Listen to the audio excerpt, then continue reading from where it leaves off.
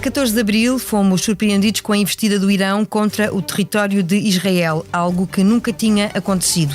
Falamos de mais este sobressalto e dos acontecimentos que antecederam a ação militar iraniana em mais um episódio do podcast Miguel Sousa Tavares de Viva Voz. A ruína moral do Ocidente, como lhe chama o cronista no Expresso, é o ponto de partida para a nossa conversa que segue dentro de momentos. Eu sou a Paula Santos.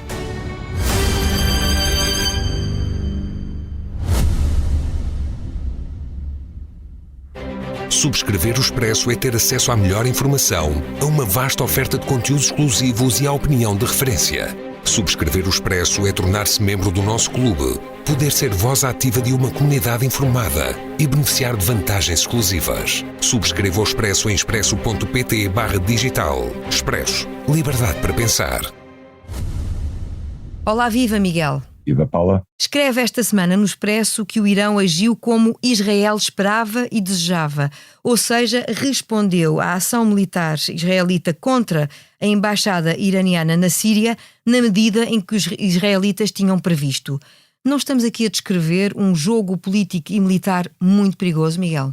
Estamos, Paula, mas se me permite eu começo por discordar da sua frase inicial. Não foi uma inesperada investida iraniana, foi uma esperada investida iraniana. Tendo em conta que foi dirigida contra o território de Israel, o que nunca tinha acontecido, daí a surpresa, na minha opinião. Sim, pois, mas como é que eles poderiam atingir alvos israelitas se não dentro de Israel? Quer dizer, era impossível, não iam atacar o Banco Rothschild ou coisa parecida no estrangeiro. Portanto, o que era inesperado era ver mísseis e drones voarem 4.000 quilómetros desde o território do Irão até ao de Israel. Agora, alguma coisa tinha que ser feita dentro de Israel, porque era isso que tinha lógica. Agora, eu acho que o ataque de Israel ao Consulado-Geral do Irão em Damasco foi uma operação de provocação destinada exatamente a causar uma resposta do Irão. E porquê? Desde o 7 de outubro de 2023, desde o ataque do Hamas contra Israel, que o grande problema que se pôs depois, à vista da resposta violenta de Israel, era o que é que o Irão ia fazer.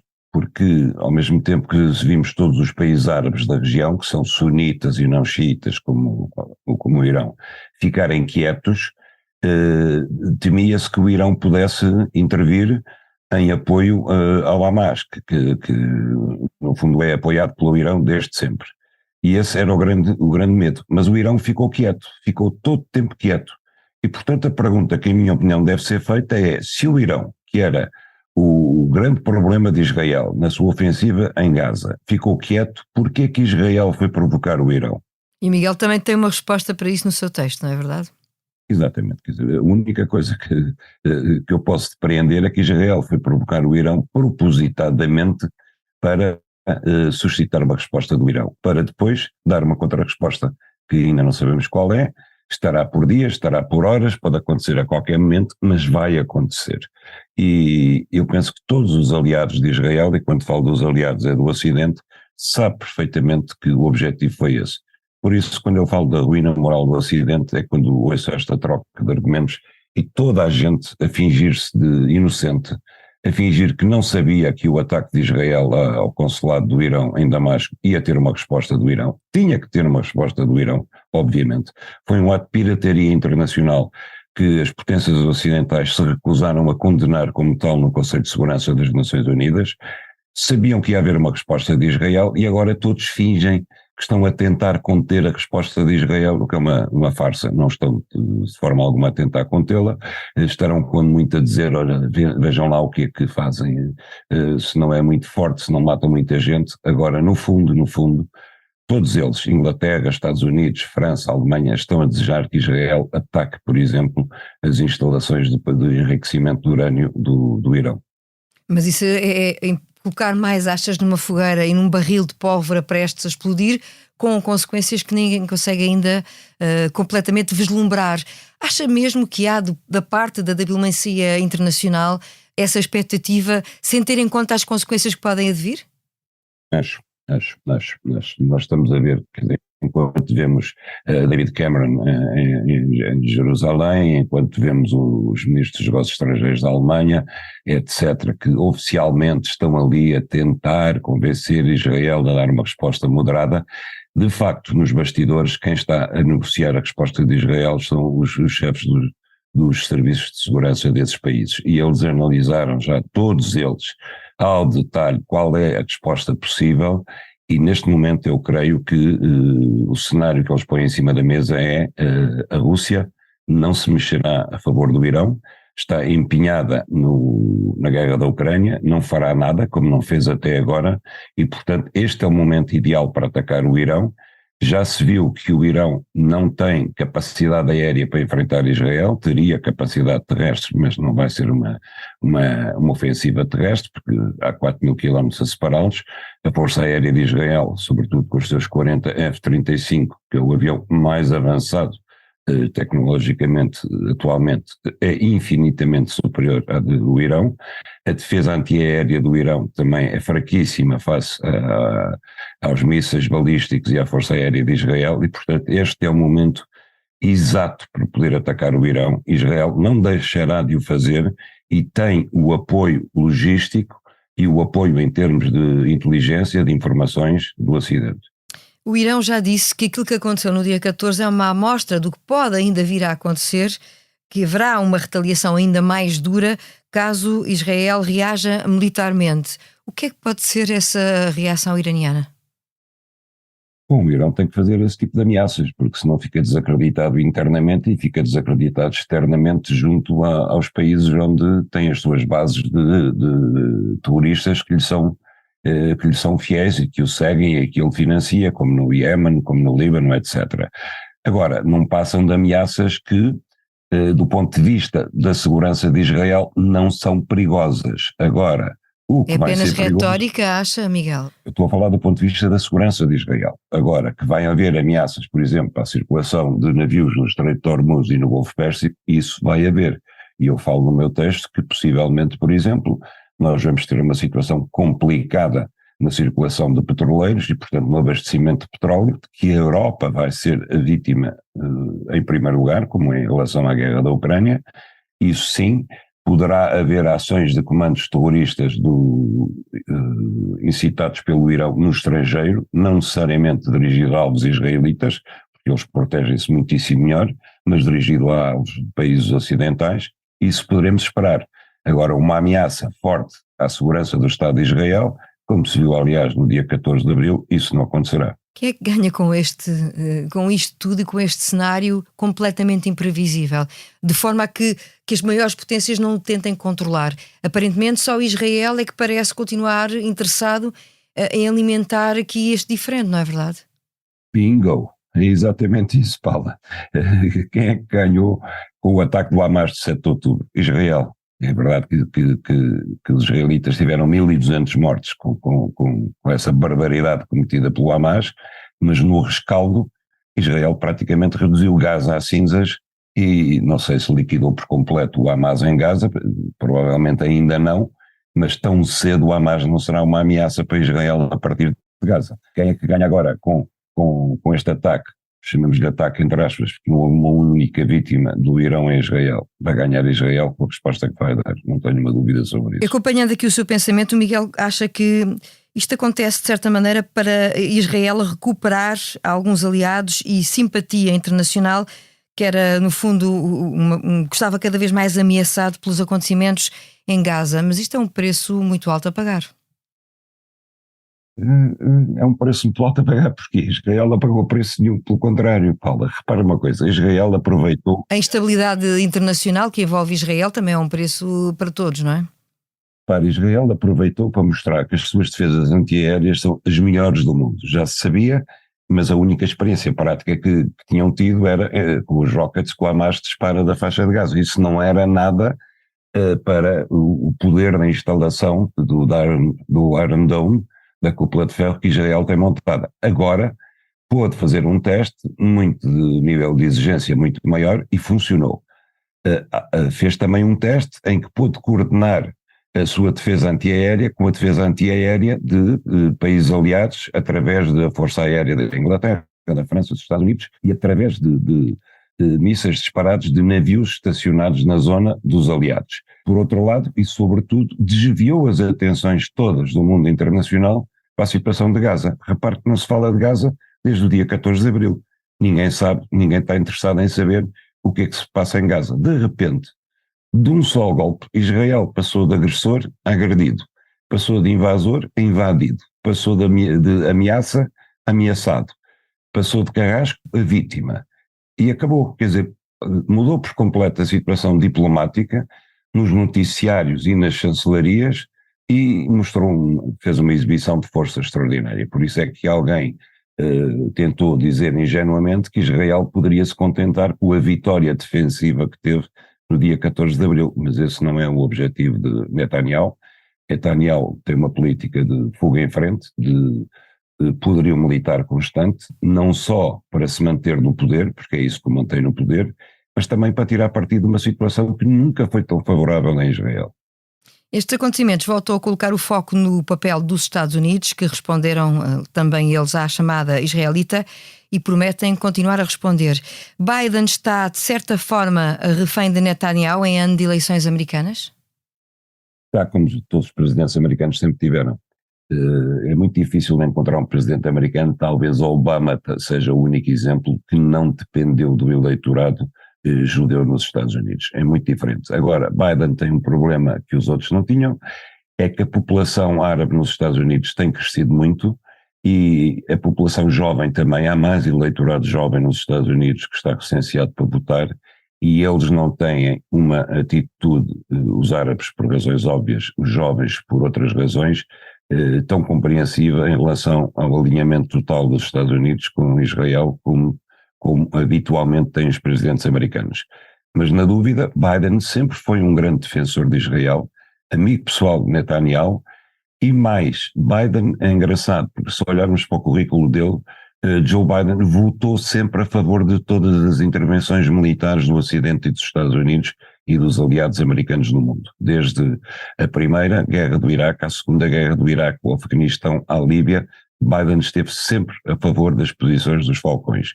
É uma coisa que normalmente não é recordada, mas que aconteceu. Isso não vai mudar. Aliás, o seu principal rival, o único rival, que é Donald Trump, também é um grande amigo de Israel, é ainda mais defensor de Israel, se possível, do que Joe Biden. Portanto, nesse aspecto, não há diferença entre os dois e Biden não vai recuar um passo que seja no apoio a Netanyahu. Ele faz para fora, publicamente, e porque está pressionado também pela opinião pública, de que eu já falei, dos jovens e os votantes árabes, ele está pressionado a fazer declarações de contenção em Israel, mas veja-se, por exemplo, que antes do ataque do Irão, tinha havido um telefonema descrito pela Casa Branca como muito tenso e muito duro de Biden com Netanyahu, mas depois do telefonema, nesse mesmo dia, ele voltou a aprovar uma nova ajuda de 14 mil milhões de dólares a Israel, que tem feito, já fez 100, já aprovou 100 pedidos, 100 fornecimentos de material militar a Israel desde o dia 7 de outubro, 100 vezes, e pôde fazê-lo porque nunca ultrapassou o limite máximo em que precisa da autorização do Congresso. E agora que já falámos daquilo a que o Miguel chamou a ruína moral do Ocidente, entramos num terreno mais caseiro e chegamos ao improviso. O Ministério Público sofreu mais uma derrota na Operação Influencer, depois do Tribunal da Relação ter rejeitado os recursos que defendiam medidas de coação mais severas para os 5 arguidos. Não só foi rejeitado o recurso, como o Tribunal até aliviou algumas das medidas impostas e considerou não existirem indícios de crime. Ainda não é o desfecho do caso, mas são sinais que voltam a questionar toda a investigação, Miguel. Bom, ainda não é o desfecho do caso porque o Ministério Público é uma estrutura pública sustentada pelos impostos dos portugueses e que é, por definição, irresponsável. Porque imagino que era ao contrário. Imagino que neste processo a posição do Ministério Público era a posição, digamos, de civis que estavam em demanda contra o Estado, ao contrário. E imagino que no lugar dos procuradores do Ministério Público você tinha advogados pagos pela defesa.